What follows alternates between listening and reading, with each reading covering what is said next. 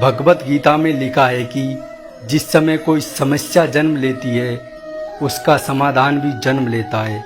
इसलिए ध्यान समाधान पर होना चाहिए, समस्या पर नहीं। हमेशा याद रखना, बेहतरीन दिनों के लिए बुरे दिन से लड़ना पड़ता है। पैसे, रंग और रूप का गुरूर मत करो, क्योंकि जो अहंकार करता है वो वक्त की मार से ज़रूर टूट जाता है। बड़ा आदमी वह होता है जो अपने पास बैठे इंसान को छोटा महसूस ना होने दे। नकारात्मक विचारों का आना तय है, परंतु यह आप पर निर्भर करता है कि आप उन्हें कितना महत्व देते हैं। देर होने का मतलब ये नहीं कि आप हार गए। हो सकता है कि लंबी छलांग की तैयारी में हो। मनुष्य में शक्ति की कमी नहीं होती, संकल्प की कमी होती है। तूफान में कश्तियाँ और घमंड में हस्तियाँ डूब जाती है। नकारात्मकता एक विष की तरह होती है जो धीरे धीरे आपके व्यक्तित्व को ख़त्म कर देती है।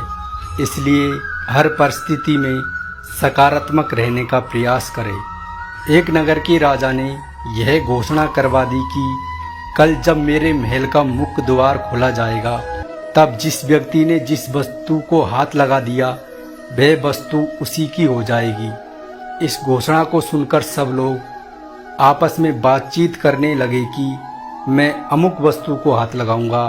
कुछ लोग कहने लगे मैं तो स्वर्ण को हाथ लगाऊंगा। कुछ लोग कहने लगे कि मैं तो कीमती जेवरात को हाथ लगाऊंगा। कुछ लोग घोड़ों के शौकीन थे और कहने लगे कि मैं तो घोड़ों को हाथ लगाऊंगा। कुछ लोग हाथियों को हाथ लगाने की बात कर रहे थे। कुछ लोग कह रहे थे कि मैं तो दुधारू गायों को हाथ लगाऊंगा।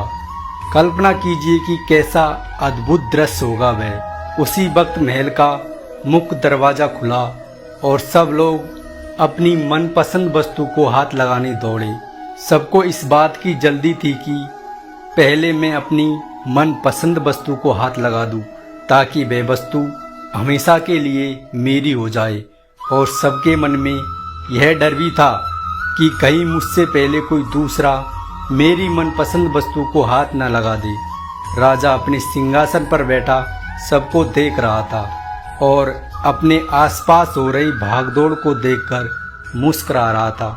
उसी समय उस भीड़ में से एक छोटी सी लड़की आई और राजा की तरफ बढ़ने लगी।